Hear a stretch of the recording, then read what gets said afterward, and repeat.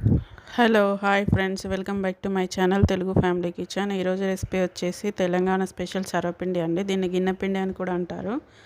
దీన్ని ఎలా తయారు చేసుకోవాలనేది ఇప్పుడు చూద్దాం. ఫస్ట్ అయితే పచ్చిమిర్చి, ఆనియన్, అలాగే వెల్లుల్లి రెబ్బల్ని ఒక మిక్సీలో యాడ్ చేసుకొని దీన్ని మిక్సీ పట్టుకొని ఇలా పేస్ట్ లాగా చేసుకోవాలండి.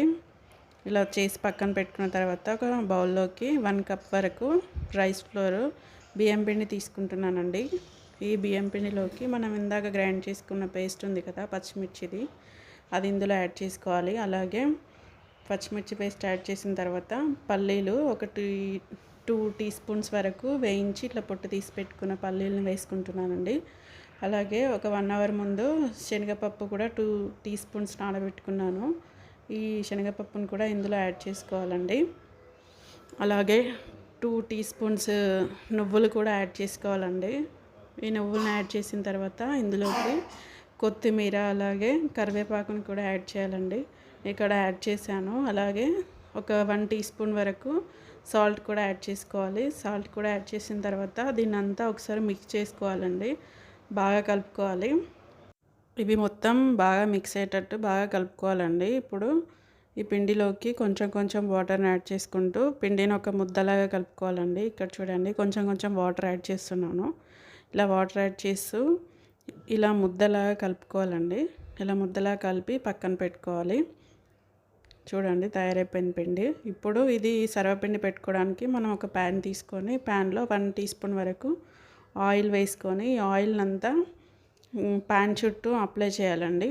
నూనె రాయకపోతే పిండి అనేది దానికి అతుక్కుంటుంది. ఇట్లా నూనె రాసి పిండినంతా ఇట్లా చుట్టూ ఒత్తుకోవాలండి. ఇలా నూనె అప్లై చేసిన తర్వాత ఇప్పుడు ఒక పిండి ముద్దను తీసుకుందాం. ఈ పిండి ముద్దను ఇలా తీసుకొని ఇట్లా ఒత్తుతూ పల్చగా ఒత్తాలండి. పల్చగా అయితే తొందరగా కాలుతుంది, టేస్ట్ కూడా బాగుంటుంది.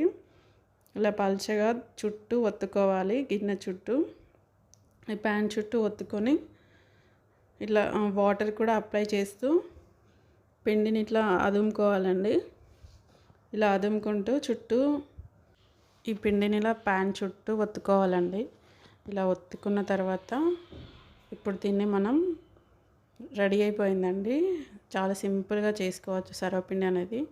వేడివేడిగా టేస్టీగా తినేయచ్చు. ఇప్పుడు దీన్ని స్టవ్ ఆన్ చేసుకొని మనం స్టవ్ పైన పెట్టుకుందామండి. చూడండి, ఎంతో సింపుల్గా తయారు చేసుకోవచ్చు సర్వపిండి అనేది. ఇప్పుడు స్టవ్ పైన పెట్టుకుందాం. స్టవ్ పైన పెట్టి మూత పెట్టుకుందాం. ఒక 5 నిమిషాలు బాగా కాల్చుకోవాలండి సర్వపిండిని. ఇట్లా 5 నిమిషాల తర్వాత చూద్దాం. చూడండి, సర్వపిండి అనేది బాగా కాలింది. ఇట్లా చుట్టూ 4 వైపులా కాలిందా లేదా చూసుకుంటూ కాల్చుకోవాలండి. చూడండి, ఎంతో టేస్టీగా ఉండే సర్వపిండి అనేది రెడీ అయిపోయింది. ఈ రెసిపీ కనుక మీకు నచ్చినట్లయితే మీరు మీ ఇంట్లో తప్పకుండా ట్రై చేయండి. ఎలా వచ్చిందనేది నాకు కామెంట్ చేయండి. ఈ వీడియో కనుక మీకు నచ్చినట్లయితే లైక్ చేయండి. ఇలాంటి మరిన్ని వీడియోస్ కోసం మా ఛానల్ని సబ్స్క్రైబ్ చేసుకోండి. Thank you for watching.